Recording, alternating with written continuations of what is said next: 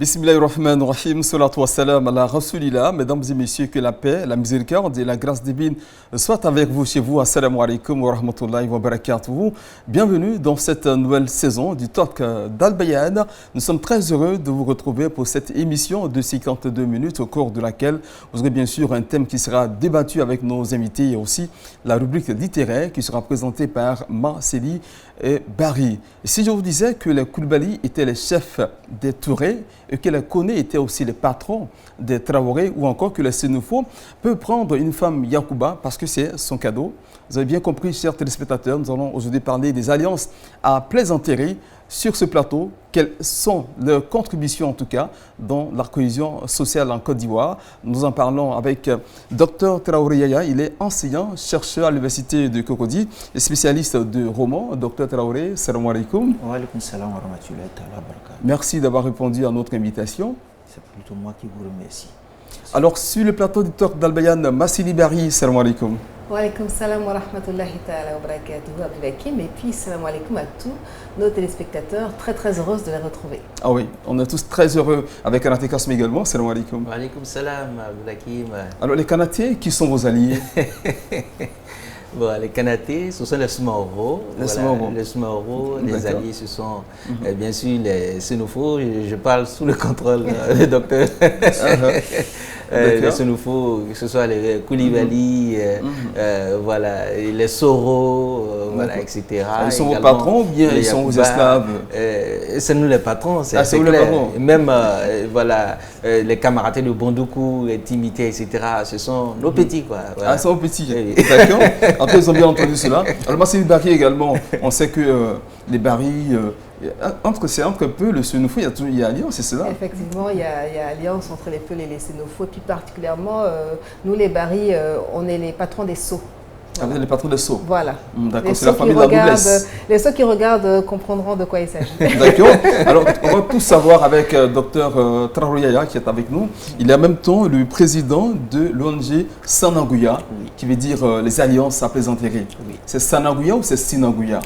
Ok, Sananguya, Sinanguya, effectivement, il n'y a qu'une question d'aire géographique.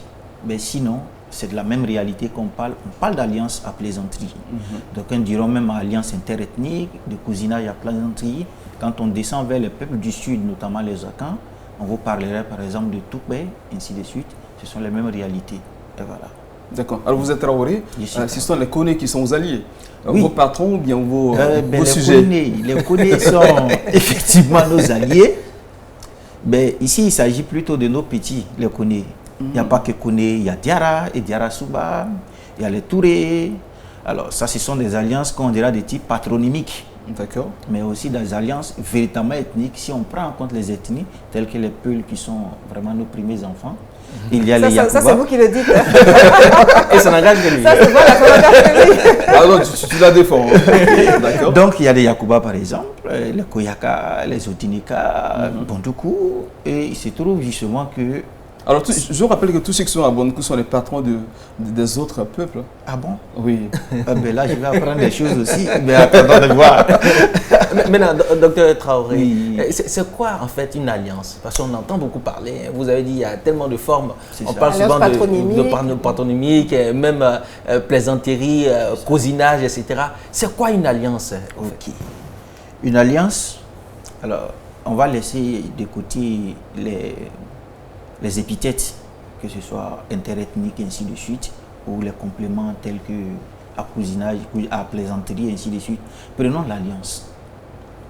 Une alliance, malheureusement, dans nos pays, dans nos sociétés actuelles, sont en train d'être vidées malheureusement de leur contenu. Mais l'alliance est un mot sacré. Nous sommes ici sur le plateau d'une télévision confessionnelle. Et quand je parle d'alliance, vous savez ce qui représente l'alliance dans les religions abrahamiques. C'est un pacte sacré avec Dieu. De Jacob jusqu'à Moïse. Et le cycle même des religions est un cycle d'alliances nouvelles qui se dit. Donc les alliances, quand on parle d'alliance, ça devait être quelque chose de sérieux. Malheureusement, c'est vidé de ses contenus. Et interethnique, et là, ça s'adapte aux réalités de nos peuples ici. Mais les alliances interethniques, donc, sont, comme je le disais, un peu impactent une relation de confraternité, une relation de mutuel échange entre différentes communautés. Mais elles ne sont pas spécifiques à l'Afrique. Il existe des alliances ailleurs. Des alliances qui sont liées dans le cadre du mariage. Vous prenez l'histoire de France, je vous ai dit que je suis spécialisé en littérature et civilisation, mais justement, certaines alliances se liaient avec d'autres royaumes d'Europe pour permettre donc d'établir une sorte de stabilité. Quand vous prenez l'histoire des rois de France, vous vous rendrez compte justement qu'un certain roi, peut-être Marie-Antoinette, Marie d'Autriche, justement, le mariage permet aussi d'établir des alliances. De sorte qu'il y a ces alliances-là, ces peuples, de sorte qu'il s'établit à travers le pacte du mariage déjà, un pacte de non-agression. Ouais. Donc les alliances, ce n'est pas un jeu. Mais quand on vient dans notre espace ouest africain, par exemple, le mariage, les alliances sont quelque chose de sacré, qui ont été, on va dire, fossilisées dans la charte de Kouroukanfouga à l'occasion de l'Assemblée de 1235 qu'il y a eu après la bataille de Kirina. Ça fait des siècles. Ça remonte à longtemps quand même. Nous sommes au Moyen-Âge. Ah oui, nous sommes au Moyen-Âge. Et quand vous lisez la charte en son article 7, on vous dit qu'il est établi entre les Mandinka. Entendez tous les peuples qui habitent cet espace, Mandé, une relation d'alliance à plaisanterie. De sorte que c'est une relation de non-agression. Et on parle donc de Sanangouya, mais on parle aussi de Tanamanyoroya, qui est aussi une relation teutonique, où on ne peut pas se permettre de faire ceci, de faire cela. Tout cela participait de vivre ensemble, de la nécessité de créer de la cohésion sociale. Je crois que nous en parlerons plus en détail. Mais voilà un peu ce que c'est que les alliances. Donc c'est un pacte très sacré. Alors, Monsieur Traoré, Docteur Traoré, on va essayer de restreindre un peu, je veux dire, les horizons géographiques en parlant d'alliance. Et puis, on sait que notre pays compte 60 ethnies. Est-ce que systématiquement, toutes les 60 ethnies que l'on retrouve sur le territoire ivoirien sont alliées entre elles? Alors, il y a le professeur Meïté, que je salue au passage, mon maître, qui a beaucoup travaillé sur la question. Alors, contrairement à ce qu'on entend, on entend quand même un certain discours dans les rues qui disent que certains peuples n'auraient pas des alliés. Ce n'est pas tout à fait vrai. Alors, ça veut dire que tous les peuples ont des alliés en Côte d'Ivoire. Tous les peuples de Côte d'Ivoire sont inter-alliés. Et même les autres peuples sont très... Les alliés sont très connus.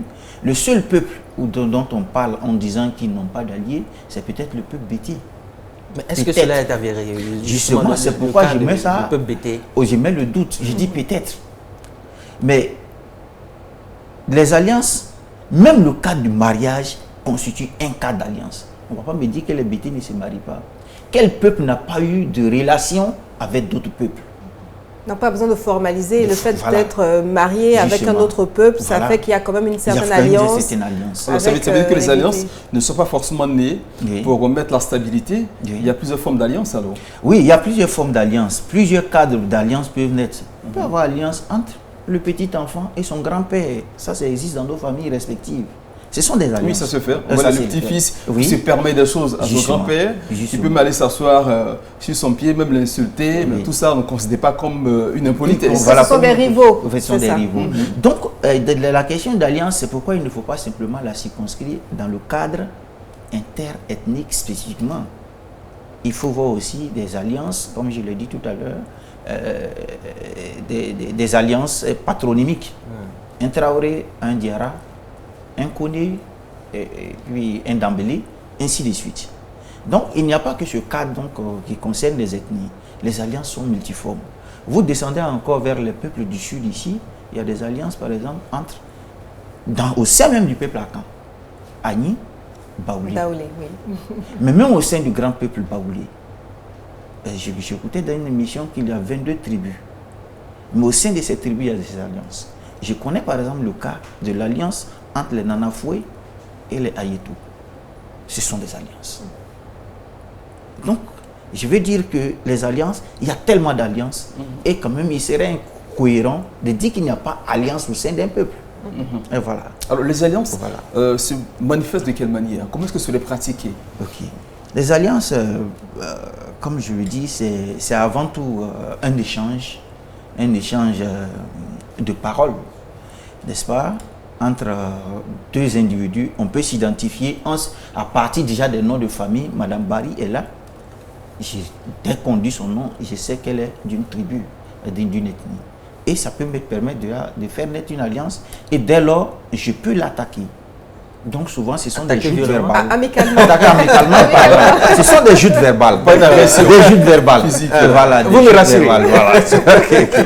Donc ce sont des joutes verbales qui permettent d'établir une forme de convivialité, d'échange. Ça permet aussi de faire passer un message. Et voilà. Et c'est ce qui est le plus important. Et dans le cas de conflits qui ont opposé souvent des sociétés ancestrales, il a fallu justement évoquer ce genre de pacte-là. Comme souvent, on ne se connaît pas. Il peut arriver que des tribus s'agressent. Et dès lors, justement, qu'on se rend compte, effectivement, il faut réparer, il faut trouver des formules pour pouvoir justement sauver la situation. Alors, vous avez dit qu'aujourd'hui, les alliances ont été vidées de leur contenu. Oui. Malheureusement. En Abidjan, c'est très rare de voir, même si se trouvent encore certaines personnes encore conservatrices qui continuent effectivement de faire le travail. C'est le chantier de notre organisation, notre ONG. Faire en sorte que ces alliances-là soient connues de tous. On peut se féliciter quand même de l'initiative du ministère de l'Éducation nationale qui a fait en sorte qu'aujourd'hui, dans les manuels scolaires, quelque part, on parle d'alliance. Mais il faut faire plus. Les alliances doivent être une pratique. Il ne faut pas simplement écrire dans un document et les alliances sont couchées et dorment dans le document. Vous voyez la métaphore. Les alliances doivent être une pratique au quotidien, telle que sur ce plateau. Dans les rues, dans les marchés, les alliances doivent se pratiquer. Parlant de pratique, Hakim, excusez, récemment, il y a un cas qui a choqué plus d'un lors du décès du Premier ministre Amadou Gon Coulibaly, le cortège funèbre où un jeune homme s'est jeté au pied, n'est-ce pas, du cortège funèbre. Et là, malheureusement pour lui, voilà, les forces de l'ordre, voilà, ils l'ont dégagé de façon musclée. Mais plus tard, les choses sont entrées en ordre. Est-ce qu'on peut plaisanter? Voilà, il a été dédommagé symboliquement. Mais docteur, est-ce qu'on peut rire de tout? Est-ce que les alliances interethniques n'ont pas de limites? On peut rire de tout. Parce que c'est aussi ça, le pouvoir de l'humour. L'humour est, on va dire, multisémantique. Quand je fais de l'humour, tout dépend de celui qui est en face de moi. Je peux être assis, peut-être souvent nous suivons des programmes à la télé, quelque chose passe à la télé, ça peut moi me faire rire, mais peut-être mon voisin, ça ne lui fait pas rire. Et donc, pour revenir au cas des alliances à plaisanterie, l'exemple que vous preniez, c'est dommage qu'on en soit arrivé là. Moi, je voudrais, c'est avec un pincement de cœur, il faut le dire, que j'ai pu voir ces images. Alors, d'aucuns diront que le jeune homme a fait un peu trop. D'autres diront peut-être que ce sont les corps habillés qui, dans l'exercice de leurs fonctions régaliennes, ont dû réagir comme tel, peut-être sans comprendre la situation. Mais c'est aussi ça le dommage. Si ces gens-là savaient, je suis sûr qu'ils auraient agi autrement. Et moi, en tant que xénophobe, je peux me permettre justement de présenter mes excuses. Et cela même a été fait au niveau du stade de Korogo où on s'est retrouvés. Dès que cet aspect-là n'a pas été vulgarisé, les réseaux sociaux ont vite fait de prendre l'image de l'incident qu'il y a eu entre l'aéroport et le domicile familial. Mais justement, l'autre aspect aussi, ça a été fait. Et vous avez payé combien? Bon, c'est la dimension symbolique qu'il faut voir. C'est la dimension symbolique qu'il faut voir. Vous suivez le tort d'Abayan. Alors vous avez donc dit on peut pratiquer les alliances partout. Alors on constate que dans beaucoup de sociétés, dans beaucoup de circonstances, quand il y a décès par exemple, il y a des personnes qui n'admettent pas que même dans les funérailles, on puisse également venir empêcher le corps d'aller au cimetière ou empêcher le corps d'entrer dans la tombe. On estime que le mort, il y a la sacralité qu'il faut également préserver. Oui, il y a effectivement la sacralité de la mort, mais il faut aussi voir la fonction cathartique même des alliances à plaisanterie. Il faut justement dans ces situations, qui mieux que l'allié peut vous aider à supporter votre deuil. Tout cela participe d'un jeu. Quand il vient, qu'il se place devant le cortège avec le corbillard, ou qu'il se met dans la tombe, justement, on demande souvent quelques réparations. Mais souvent, ce sont des situations pour amener un peu les gens aussi à pouvoir dégager un peu. Pour détendre l'atmosphère. Détendre l'atmosphère. Ça participe de cette fonction cathartique des alliances de la plaisanterie dont je parlais. Il faut pouvoir se également de façon réciproque. Oui. Quand notre allié, finalement, il a un décès sur lui aussi, on fait la même pratique aussi. On fait les mêmes pratiques. On fait les mêmes pratiques. Et il y a eu, avant le décès de feu, le Premier ministre Amadou Gon, il y a eu le décès du père d'Ahmed Bakayoko. Ouais. Je crois qu'il y a eu les mêmes événements là-bas. Et donc, c'est comme ça qu'ont vécu nos ancêtres. Et je pense que ce sont des choses qui méritent d'être ressorties des tiroirs, qu'il faut mettre au goût du jour pour permettre quand même de pouvoir réguler trop de tensions dans notre pays, surtout dans ces circonstances.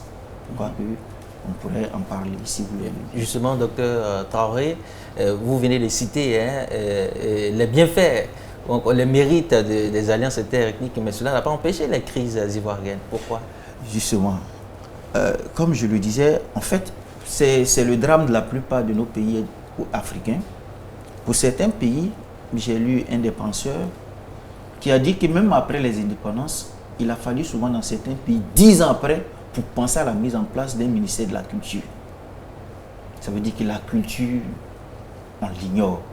Mais bien entendu, le peuple qui ignore sa culture, justement, est un peuple qui ne sait pas où il va. Et c'est le drame de la plupart de nos pays. Il faut enseigner notre culture aux jeunes. Si les gens ne connaissent pas leur culture, bien évidemment, on va assister à ces choses-là. Et la crise de la Côte d'Ivoire, ça c'est mon regard dessus, c'est aussi une crise culturelle. C'est une crise de nos cultures. Alors vous avez dit enseigner la culture aux jeunes, qui doit l'enseigner? Est-ce l'école ou est-ce que c'est la famille qui doit l'enseigner? La famille, l'éducation. Quand on parle d'éducation, tous les maillons de la société sont impliqués. Aussi bien l'éducation formelle, l'école, mais aussi bien la famille que la société dans son ensemble. Et donc, pour moi, tous les maillons de la chaîne, on doit travailler pour faire en sorte que ces alliances soient des pratiques au quotidien. Si c'est pratiqué partout où on se trouve, je suis sûr qu'on peut se faire l'économie de certaines crises. Alors, docteur Traoré, concernant les manifestations donc, de ces alliances entre les ethnies, est-ce qu'il y a des points communs, c'est-à-dire des choses que l'on retrouve spécifiquement dans toutes les ethnies qui sont alliées? On a parlé des cas des funérailles. Oui. Est-ce qu'il y a des choses que l'on retrouve spécifiquement où on dira, quand il y a une alliance entre deux ethnies, c'est obligatoire qu'on retrouve cette chose-là, ou bien selon les ethnies, ou bien selon les termes de l'alliance, si vous voulez, il y a des choses qui seront spécifiques aux deux ethnies? Ok, les alliances, je dis que c'est une pratique sociale. C'est une pratique sociale, donc qui sait s'adapter à la situation. Qui sait s'adapter à la situation. Moi, j'y vais pour faire mon inscription, par exemple, ça c'était en première année à l'université, mais j'arrive au guichet. Mais celui qui est là-bas, je ne savais pas que c'était un connu. Nous sommes dans une situation de l'administration. J'arrive au guichet de la scolarité. Et donc, je lui remets, il me demande ma carte d'identité, que je remets au monsieur. Et il bloque la carte, il me dit, va chercher ton papa. Ah mais non, je ne comprends pas ça. Tout de suite, j'y rentre en colère. Ça vous a choqué d'abord? Oui, ça m'a choqué, je n'arrive pas à comprendre. Oh, mon papa au nord, moi j'ai bien faire inscription à la scolarité. Tu veux lui aller pas bien, c'est compliqué. Sans aucune explication. Voilà, sans aucune explication. Et justement, après, bon, il a vraiment vu le petit Traoré là. Il faut que, voilà. Donc, je veux dire que les alliances, c'est partout. Sur ce plateau et même ailleurs. Il faut pouvoir les pratiquer au quotidien. Par exemple, dans l'administration, est-ce que, dans le cadre de l'entreprise, est-ce que souvent, on n'aura pas l'impression qu'il y a trop de... Voilà, il y a trop de... Si vous êtes Traoré. De léthargie. Et puis, vous êtes Traoré. Votre patron est connu. Comment est-ce que va se pratiquer ce jeu d'alliance? Est-ce qu'il n'y a pas de risque de laisser aller? Non, mais c'est aussi ça la question de la déontologie. Je crois que toute profession est encadrée par une déontologie. Mais il faut savoir aussi respecter la hiérarchie. Les alliances ne sont pas une situation de non-droit. C'est une plaisanterie qui doit permettre donc de réguler certaines tensions, de savoir aussi, comme je l'ai dit, adapter à la situation, de savoir aussi en fonction de l'intérêt de la situation, être capable justement de sortir l'alliance ou de ne pas sortir la carte de l'alliance. Mais tout dépend de la situation. D'accord. Voilà. Tout dépend de la situation. Pour l'instant, c'est l'heure de la pub sur la télévision Al Bayan.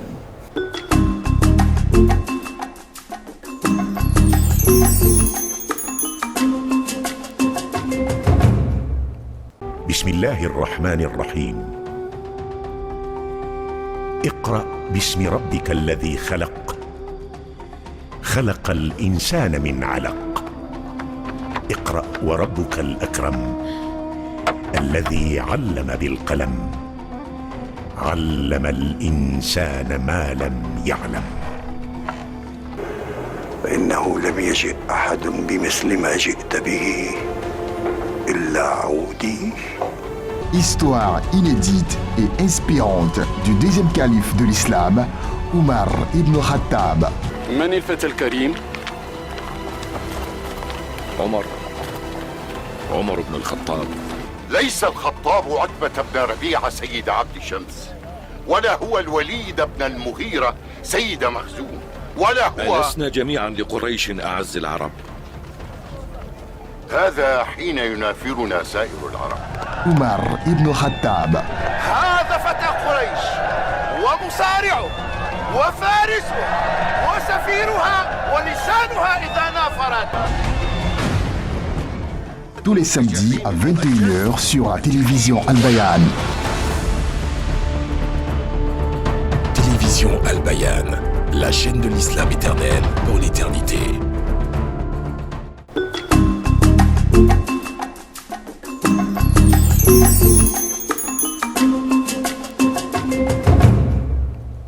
Retour sur le plateau du Talk d'Al-Bayan pour parler en tout cas des jeux d'alliance, source de tension ou d'apaisement. Nous sommes avec Dr Traoré Yaya, il est enseignant, chercheur à l'université de Cocody et spécialiste de romans. Vous avez dit que c'est parce que les gens ne connaissent pas leur culture qu'il y a eu beaucoup de tensions, il y a eu beaucoup de crises. Vous avez même dit que c'est aussi une crise culturelle. Alors maintenant, comment est-ce que les alliances peuvent vraiment contribuer à une situation véritablement apaisée? J'en viens, cette préoccupation me ramène un peu à comment est née l'ONG Sananguya justement. L'ONG est née dans le contexte justement de 2010, après les affres que nous avons constatés dans notre pays. Voici des éléments qui nous amènent à nous asseoir pour dire qu'il faut faire quelque chose. Et donc, née dans ce contexte, après ce constat de l'échec de voir les Ivoiriens s'entretuer en 2010.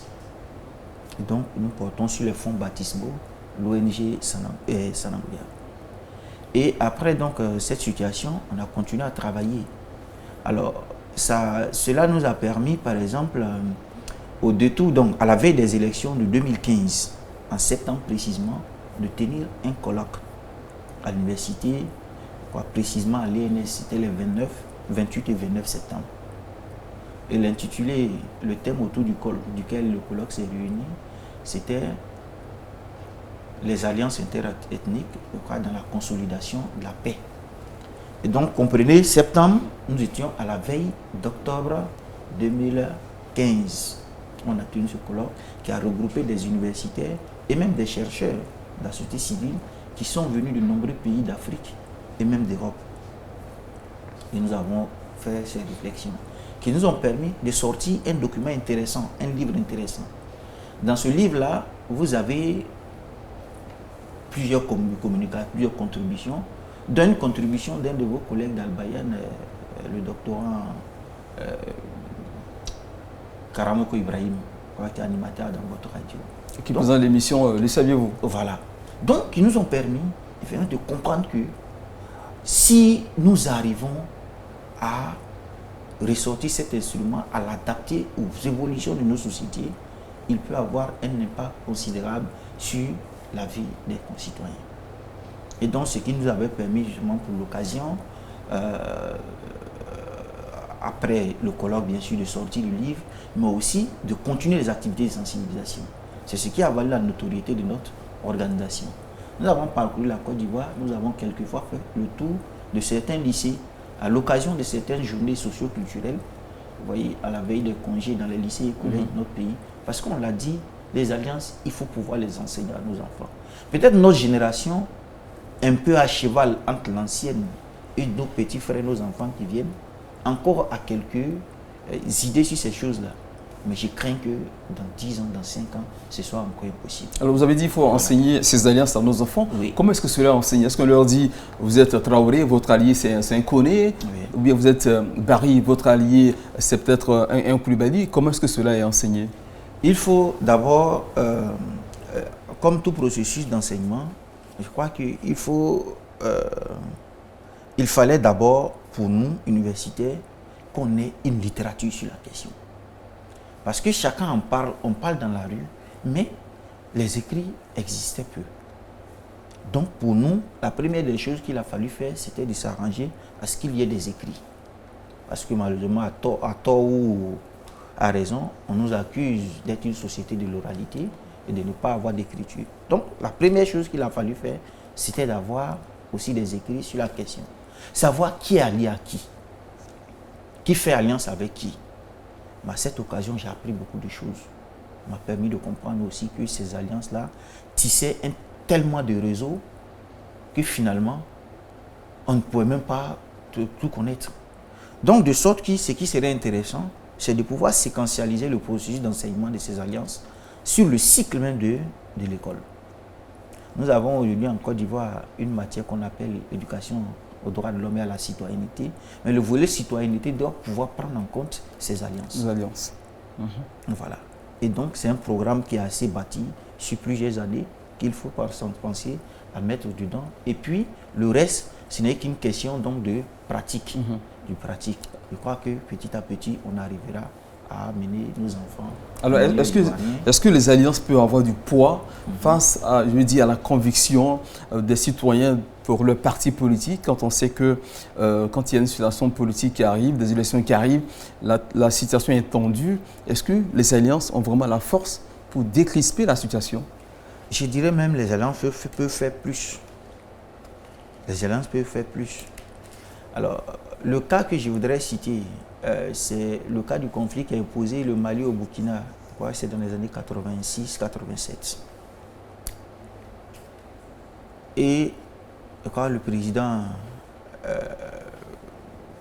un des présidents, je crois guinéens, qui était chargé de la médiation sur la question, effectivement, a dû employer effectivement ces alliances. Celui qui est parti, le médiateur qui est parti, un griot, il a su justement jouer cette situation pour pouvoir décrisper. Mais dans un contexte comme celui de notre pays, mais quand vous regardez, je ne vais pas citer des leaders d'opposition, mais il est évident que qui qu'on soit responsable de quelque parti que ce soit, on allie à quelqu'un. Voilà, les ethnies, tout cela permet, n'est-ce pas, de se rapprocher et de décrisper la situation. Bien entendu. Donc, on peut justement sortir d'une situation crispée, tendue, sortir la carte de l'allié pour prendre celui-là pour aller parler justement à l'autre. Je crois que ça peut se faire. Et c'est ce qui justement manque.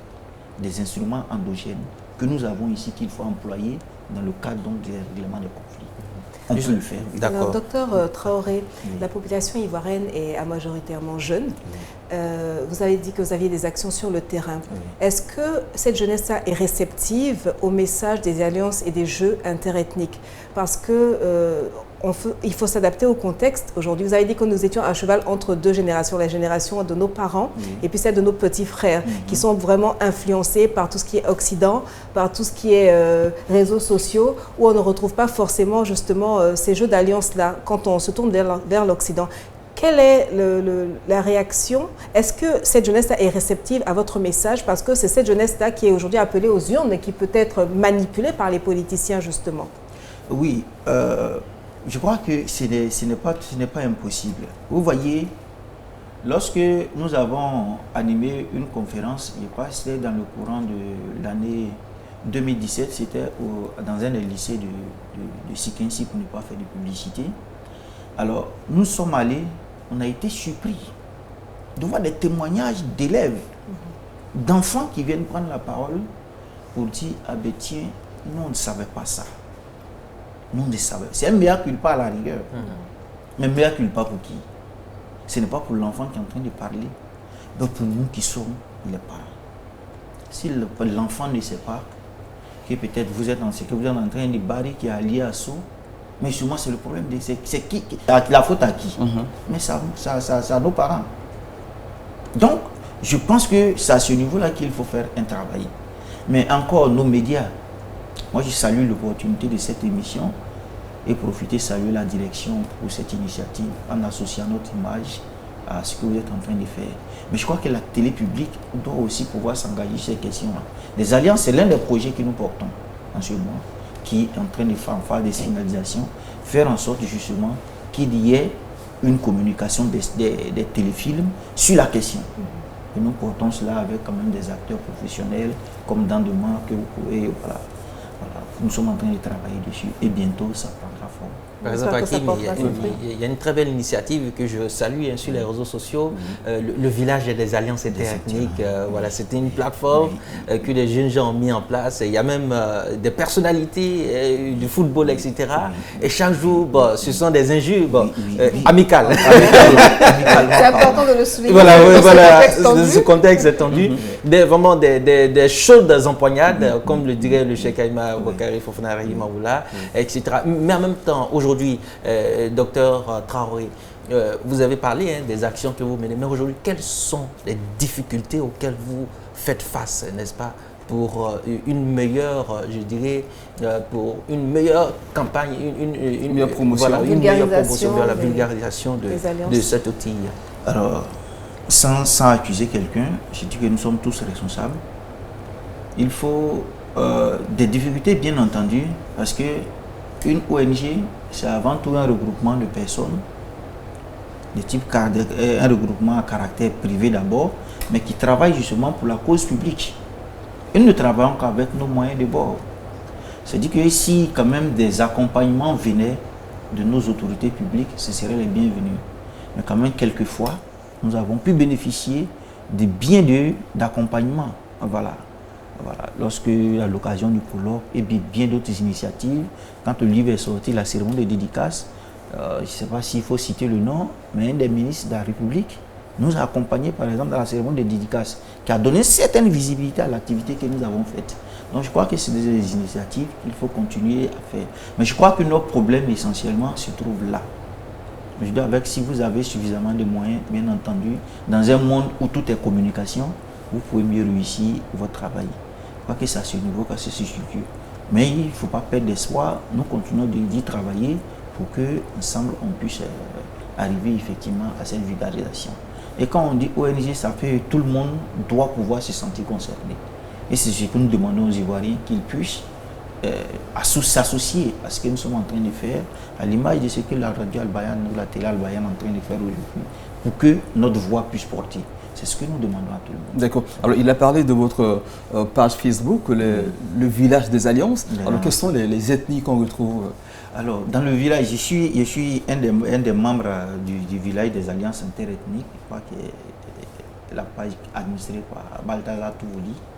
Alors, mais il n'y a pas que ce village des alliances interethniques seulement. Il y a plusieurs forums. Il y a Alliance Traoré Koné, et puis tous les alliés, consorts, ainsi de suite. Il y en a plusieurs. Forum des alliances multi-interethniques, donc il y a beaucoup de pages. Donc pour dire, effectivement, de plus en plus, il y a quand même des initiatives qui sont en train d'être prises dans ce sens-là. Et pour répondre précisément à la question, quels sont les... J'ai dit sur la page donc, du village de l'An, qui est la page la plus active, mais vous y trouvez toutes les ethnies de Côte d'Ivoire et même d'ailleurs. Et ce qui est intéressant, parce que le cas des alliances, on ne le dit pas assez, mais transcende les frontières nationales. Il n'y a pas que seulement en Côte d'Ivoire qu'il y a des ethnies, des alliances entre... Même des peuples frontaliers qui peuvent avoir leurs alliés dans d'autres pays. Surtout les alliances patronymiques dont vous parlez. Patronymiques, par exemple. J'ai un Sénoufo en Côte d'Ivoire, mais il y a Sénoufo au Mali. Voilà, ainsi de suite. Voilà. Donc, c'est des choses qui existent. D'accord. Nous allons poursuivre ces échanges après une autre articulation de cette émission, le Talk d'Al-Bayan. C'est bien sûr la rubrique littéraire, jusqu'à tout à l'heure, présentée par Massine Barry.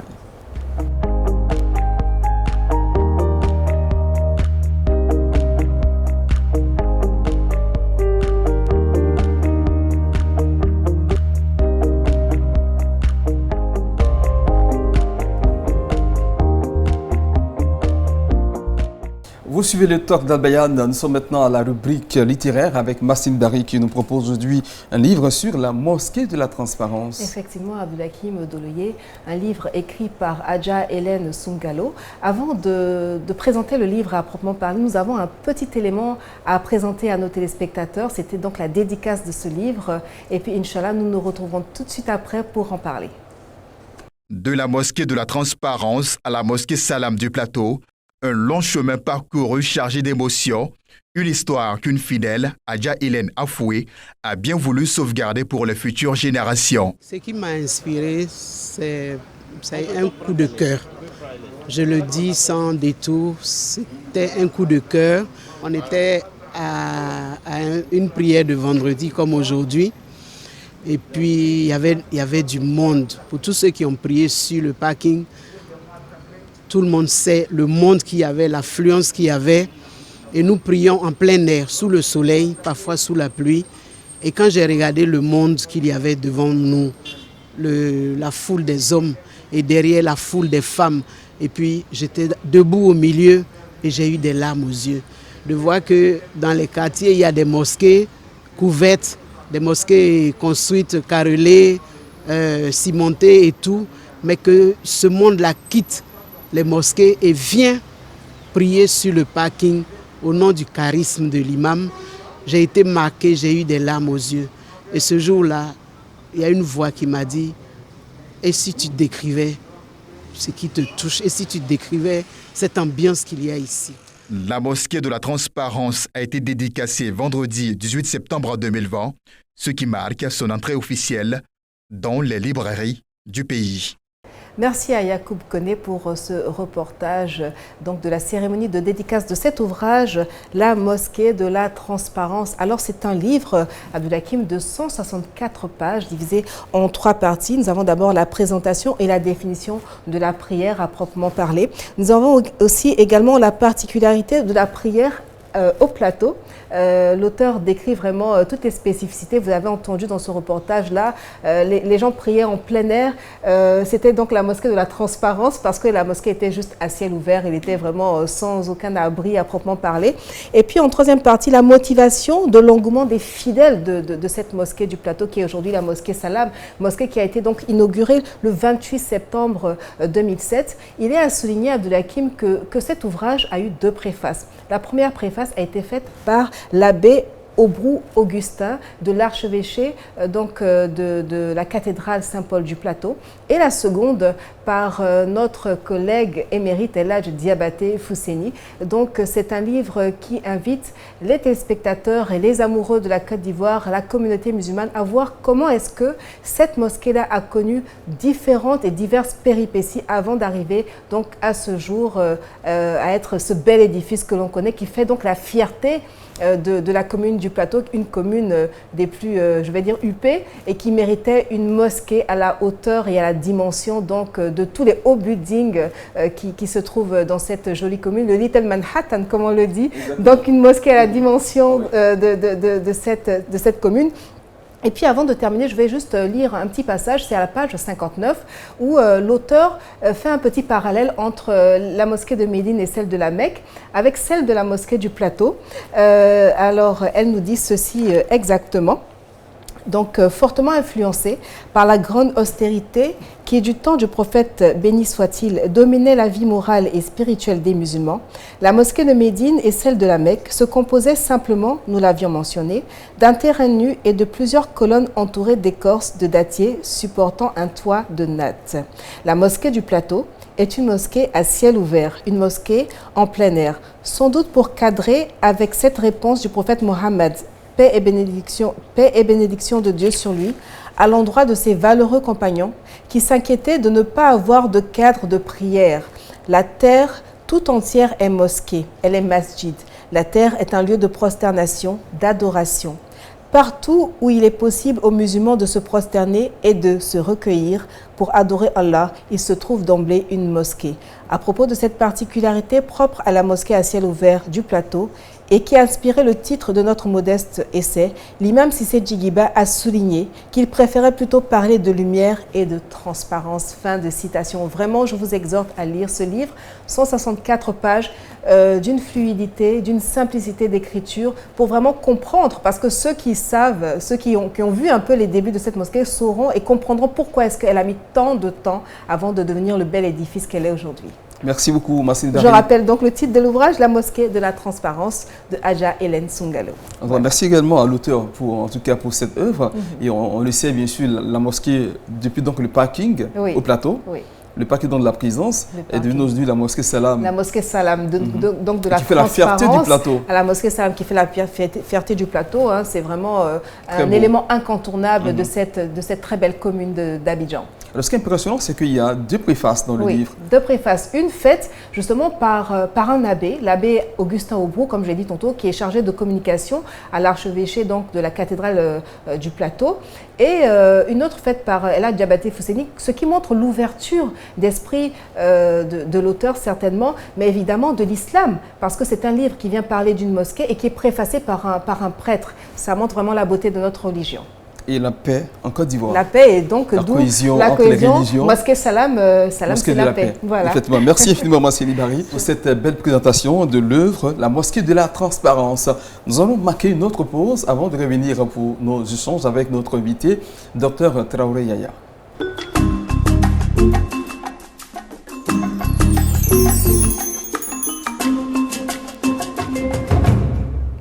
Bientôt sur la télévision Al Bayan, Sira, la biographie du prophète Mohammed, paix et salut sur lui.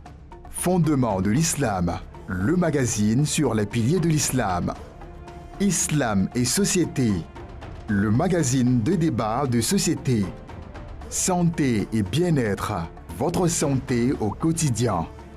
Kenya, le magazine de santé en malinké. Télévision Al Bayan, la chaîne de l'islam éternel pour l'éternité. Alors, c'était donc la dernière pub de cette émission, le Talk d'Al Bayan. Nous sommes toujours en compagnie de notre invité, Dr Traoré Yaya, avec qui nous parlons bien sûr des jeux à plaisanterie dans notre pays. Maintenant, comment est-ce que ces alliances-là peuvent contribuer à des élections apaisées? Alors, je voudrais justement rappeler une des pensées de l'anthropologie qui dit que les conflits sont permanents dans la société. Dans toutes les sociétés humaines, le conflit existe. Et ce qui fait la force donc de ceux qui composent cette société, c'est leur capacité justement à faire face.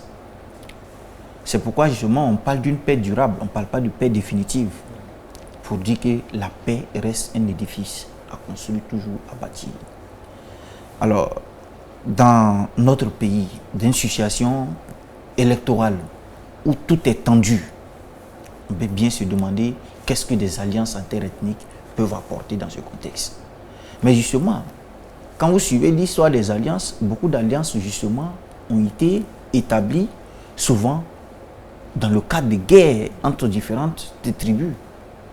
Donc c'est une raison suffisante encore pour que justement ces alliances, dans une situation où tout est crispé, qu'on puisse justement prendre cet instrument-là pour le servir comme un levier afin de pouvoir décrisper la situation.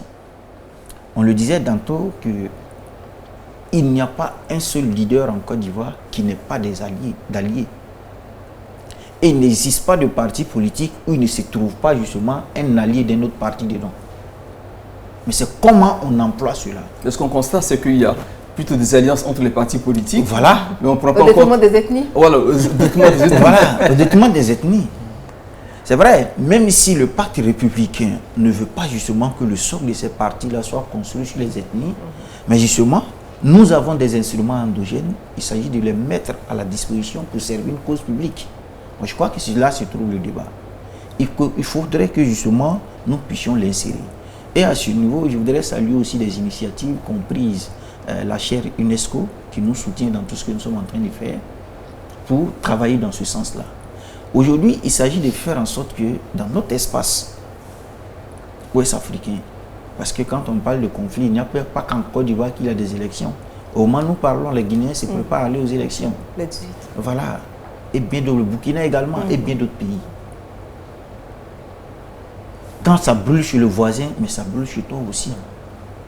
Donc, il nous faut justement... Donc, la chaire UNESCO, je disais, donc, est en train de travailler sur la question. Et il se trouve que cette chaire-là est présidée en ce moment par celui qui fut le premier président de notre organisation, notre président fondateur. C'est pourquoi justement nous travaillons en collaboration.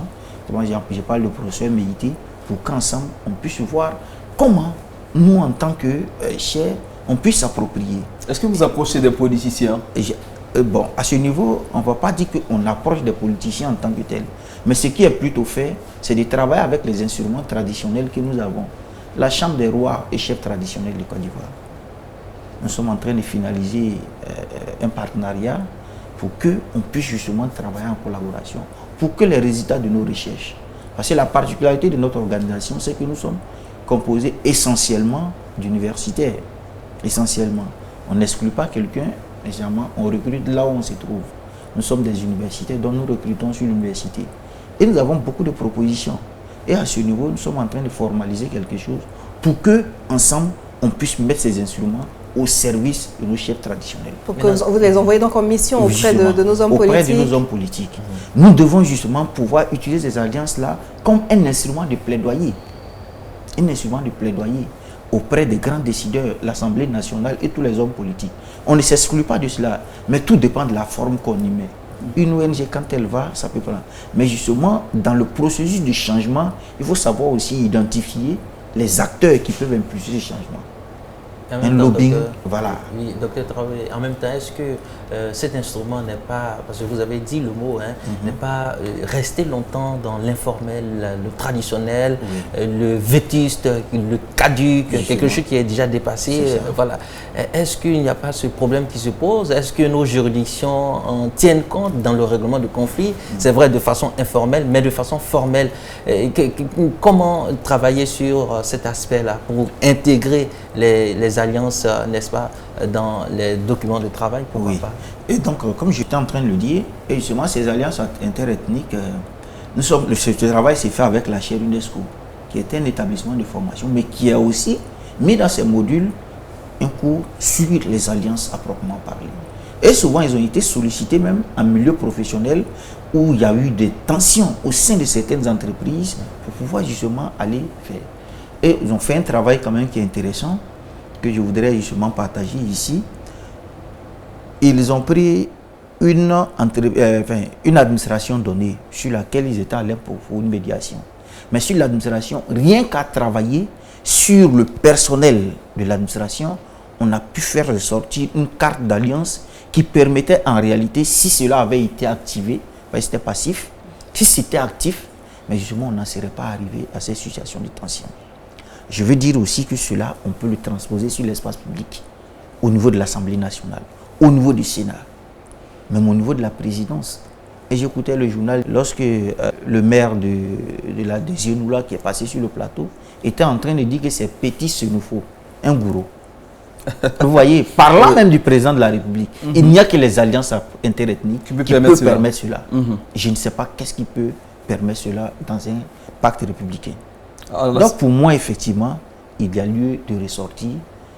Ce n'est pas encore tard, nous pouvons encore. Vous avez parlé d'une administration tout à l'heure, vous venez leur dire, bon, vous êtes des Koyaga, vous êtes alliés, je ne sais pas moi, au Sénoufo ou bien à d'autres ethnies. Est-ce que tout le monde est réceptif à ça? Est-ce que tout le monde adhère à ce concept? Par rapport à notre modeste expérience jusqu'à présent, le problème que nous avons chaque fois constaté, c'est beaucoup plus l'ignorance de cette relation qui existe entre eux, qu'ils peuvent utiliser, qu'une réticence. C'est-à-dire qu'on ne sait pas, donc on n'utilise pas. On ne le savait pas, on s'est fait par là. Mais dire « je n'aime pas », en tout cas jusqu'à présent, nous n'avons pas encore fait cette malheureuse expérience. Pour moi, c'est encore possible. Alors comment doit-on l'utiliser, cette alliance-là? Comment est-ce qu'on doit l'utiliser de nos jours? Alors, comment doit-on l'utiliser? C'est vrai qu'elle participe à la prévention des conflits, au règlement des conflits, également à la réconciliation. Mais est-ce que tout le monde sait l'utiliser même quand on l'enseigne aux gens? Non, quand vous donnez les alliances à celui ou à celle qui sait l'utiliser ou qui sait l'invoquer en situation, vous arrivez à plier la situation. C'est bizarre, mais je dis aussi, cela tient aussi de toute la charge historique de ces questions, du cadre qui établit ces alliances-là. Souvent, c'est plus fort. L'homme n'est pas qu'un être du présent, mais l'homme aussi, c'est toute une histoire. C'est un passé, c'est un présent, comme on le disait, mais aussi c'est un avenir. Et justement, quand vous l'invoquez, justement, c'est comme si vous appeliez, enfin, dans nos cultures, un peu la manne même des ancêtres même, qui viennent vous accompagner pour justement accomplir cette action. Donc c'est pourquoi moi je reste très optimiste et je suis de ceux qui pensent justement qu'il faut promouvoir les alliances. Ça peut nous permettre justement d'aller de l'avant. Le promouvoir, par exemple, vous avez notamment évoqué le rôle des médias. Aujourd'hui, nous sommes dans une société d'information. Oui. C'est vrai, les réseaux sociaux, ça et là, chacun, en tout cas, essaie de tirer son épingle du jeu. Maintenant, comment voyez-vous le rôle des médias dans cette sensibilisation? Le rôle des médias, toujours dans leur fonction traditionnelle, qui est de servir comme un moyen. Un moyen. Et souvent, on peut avoir la bonne idée, mais lorsque le canal pour diffuser la bonne idée n'y est pas, mais souvent ça peut prendre une autre forme. Et souvent c'est pourquoi les médias doivent jouer un rôle essentiel. Les médias doivent pouvoir jouer un rôle essentiel. En donnant l'opportunité, comme ici, de parler de ces questions. En tentant,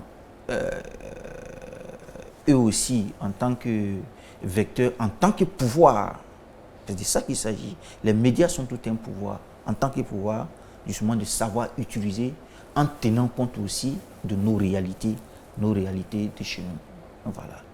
Et sans le faisant, on n'est pas en train de nier ces médias-là, nous sommes en train de faire ce qu'il faut. Parce qu'aujourd'hui, si ça ne va pas en Côte d'Ivoire, je touche du bois, je ne sais pas qui ça peut arranger. Les médias en premier. Parce que sans se gâter, ce sont eux qu'on vise. Aujourd'hui, quand on va parler, on va dire les journalistes sont comme ça. Ce sont eux qui mettent le feu. Et justement, ceux-là peuvent justement jouer un rôle dans le sens de l'apaisement, de la pacification. D'accord. Il nous reste quelques minutes, on va dire quelques secondes même, pour boucler donc cette émission. Le Talk d'Al-Bayan, qui aujourd'hui aborde la question des alliances à plaisanterie, dont on va dire la résolution des conflits dans l'apaisement du climat social en Côte d'Ivoire. Finalement, est-ce qu'on peut dire que les alliances ne sont pas quelque part aussi source de tension? Alors, les alliances sources de tension, je ne pense pas du tout. Mais je pense plutôt effectivement que ces alliances-là, c'est plutôt le contraire. C'est plutôt le contraire que ces alliances-là peuvent jouer en tant que des moyens qui sont mis au service de nos populations. Il n'y a que par les alliances que moi, on va dire un citoyen lambda, je peux me permettre de dire certaines choses à certaines personnalités. Il n'y a que par ces alliances. Sinon, les rapports sont clairement établis, on sait qui est qui fait quoi. Mais il n'y a que ce genre d'instrument peut-être qui peut permettre à un tel de dire quelque chose à tel autre qui peut être au-dessus de lui. Il n'y a que cet instrument. Donc c'est pourquoi nous gagnerons effectivement à promouvoir les alliances. Nous gagnerons effectivement à faire en sorte que ces alliances soient vulgarisées, qu'elles soient connues et que tout le monde y participe. Parce que c'est comme cela que tout le monde y gagne. Inch'Allah. Merci bien, Dr Yaya Traoré. Nous sommes à la fin de cette émission. Vous avez un ordre à donner à vos alliés avant de terminer? Alors, qui nous regarde. D'accord. Attention à lui. Bon, d'accord, celui qui a l'honneur. Je bloque ça, va passer. Non, il a intérêt. Il va payer une amende avant de partir alors. Non, il a intérêt. J'ai déjà placé mon mot. Non, j'avoue que c'est avec beaucoup de plaisir que j'ai accueilli l'invitation à venir parler d'Alliance. Et surtout, quand même, je voudrais saluer aussi toute cette équipe. Et puis, à partir d'elle, toute la direction de la radio qui nous a donné cette opportunité. Mais dire aussi que tant que la Côte d'Ivoire sera la Côte d'Ivoire, bien entendu, les Sénégalais continueront d'être les rois de tous les peuples de Côte d'Ivoire. Et ce n'est pas par hasard qu'il se trouve actuellement un Sénégal à la tête de la Côte d'Ivoire. Donc c'est l'ordre normal des choses qui est établi ici. Et je crois que ça va continuer de cette façon-là. Ça va pas passer en tout cas. C'est un invité. Ça va pas passer. D'accord, il a fini, non? Je sais que ce n'est pas l'antenne, il ne peut pas dire ce genre de choses. Ça aussi, c'est voilà. On lui concède ça juste pour le temps du talk d'Al-Bayan, et après il revient à la réalité. Voilà. Il n'y a pas de souci, Inch'Allah. Voilà, donc c'est la fin de cette émission et le talk d'Al-Bayan. Nous recevions Dr Yaya Traoré, le président de l'ONG Sanagouya, également enseignant-chercheur à l'université Félix Houphouët-Boigny de Cocody. Merci, docteur, d'avoir accepté notre invitation. Merci, Masseni Barry, merci, Kanafi Kassoum. Tout le plaisir, Hakim. Voilà, et à demain pour un autre talk d'Al-Bayan. Assalamu alaikum wa rahmatullahi wa barakatuh.